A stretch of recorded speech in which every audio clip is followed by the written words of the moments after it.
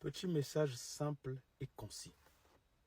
S'il y a un truc que vous devez absolument essayer, vous battre à chasser de votre vie, c'est l'orgueil.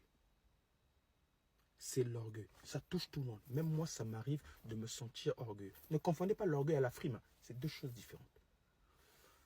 L'orgueil est quelque chose qui peut vous faire perdre énormément dans votre vie. J'ai un jeune frère au Congo, on a eu une discussion, pour ne pas le citer, Moïse Akwala, suspendu. Il m'a dit, esthétique, il faut faire attention avec les personnes orgueilleuses. Parce que même l'orgueil, ça se contamine. Les mauvaises mœurs corrompent les bonnes mœurs. Il faut faire très attention. En amour, on n'est pas orgueilleux. On dorlote même certaines personnes.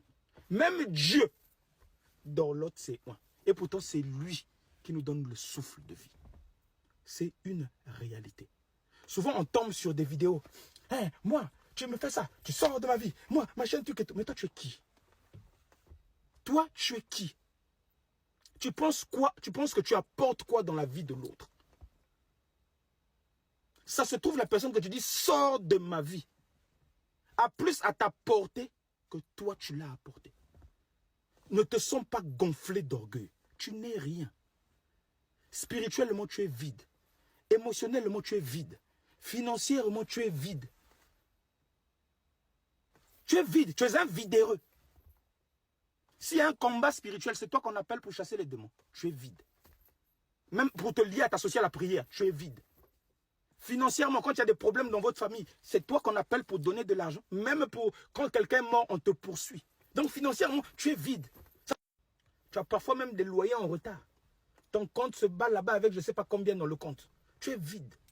Mais c'est toi qui t'enfles d'orgueil sur un comportement incompréhensible de ta part. Non, la personne, moi, je vais... C'est-à-dire, libérez-vous de cet orgueil qui vous font penser que vous êtes des gens. Je vous jure que même Dieu qui nous donne le souffle de vie, c'est dorloter, c'est être humble. Exemple biblique, parce que moi j'aime les exemples bibliques. Quand Dieu décide de frapper Sodome et Gomorrhe, il discute avec ses anges l'attaque qu'il va faire. Je paraphrase la Bible pour les nuls, pour qu'on comprenne bien. Au moment de lancer l'attaque, il y a un des anges qui lui pose la question, il dit, ah Seigneur, si on attaque là-bas, tu es sûr que dans cette ville-là, il n'y a même pas quelqu'un qui est bon. Un seul qui est bon. Il dit, si on arrive là-bas, s'il y a quelqu'un qui est bon, même un seul, je le fais sortir de cette ville et j'attaque la ville. Il sera épargné. À un moment donné, il part dans sa décision, il dit, merde, j'ai pas parlé de ma décision à Lot. Non, à Abraham. J'ai pas parlé de ma décision à Abraham. Si Abraham apprend que j'ai fait ça à Sodome et Gomorrhe sans lui en parler, mon fils ne sera pas content. Dieu, c'est lui qui donne la vie. Il prend une décision, Abraham est qui devant Dieu? Il dit, hé, Abraham, je vais attaquer Sodome et Gomorrhe. Mais dans mes souvenirs, tu as un neveu là-bas qui s'appelle Lot. Dis-lui de sortir de tel moment et tel moment avec sa famille. C'est comme ça que Lot fut sauvé par la connexion divine d'Abraham. Parce que Dieu avait dorloté. Dieu s'est dit non, ça fait mal. Si David n'était pas humble, quand Dieu lui a donné la révélation qu'il sera roi un jour, avec de l'huile seulement, le jour que le roi lui a appelé, non, le roi n'a même pas appelé, le roi était pas bien. On a demandé, on cherche un guitariste là-bas pour aller jouer pour le roi. David, tu sais jouer la guitare? Il a dit oui. On lui a dit, va égayer le roi là-bas jouer la guitare. Si David était rempli d'orgueil, il a dit, oh, Dieu, moi, m'a promis.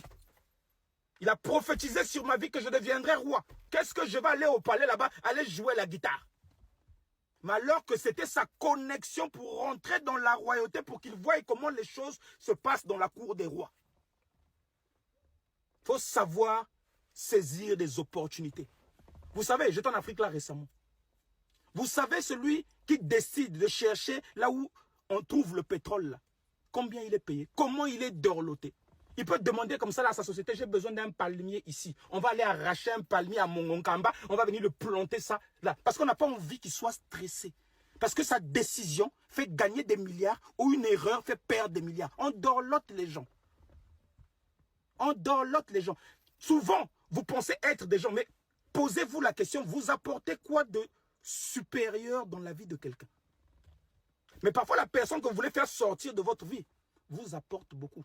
C'est peut-être pas financièrement, c'est peut-être dans la gagne, c'est peut-être psychologiquement. C'est-à-dire que quand vous-même vous vous posez, j'ai apporté quoi? Et lui, qu'est-ce qu'il m'a apporté? Ou elle, qu'est-ce qu'elle m'a apporté? Il y a des connexions qui sont obligées d'être là pour que tu voles sur un cap. Si David n'était pas parti jouer la guitare, il ne serait pas roi. Donc, parfois, on t'emmène quelque part pour la connexion de ta vie future. Est-ce que tu comprends? C'est pas mon milieu. C'est dans le milieu là qu'on va découvrir ton talent ou que tu auras la connexion. Quelqu'un va te donner la carte. Appelle-moi demain. Mais si tu n'étais pas venu dans ce milieu bête là, tu n'allais pas avoir ça. Restez concentré avec l'orgueil. L'orgueil fait perdre beaucoup de choses. Vous n'êtes rien. Parfois, spirituellement, tu es vide. Intellectuellement, tu es vide. Financièrement, tu es vide. Bref, un vidéreux. Tu es vide, quoi.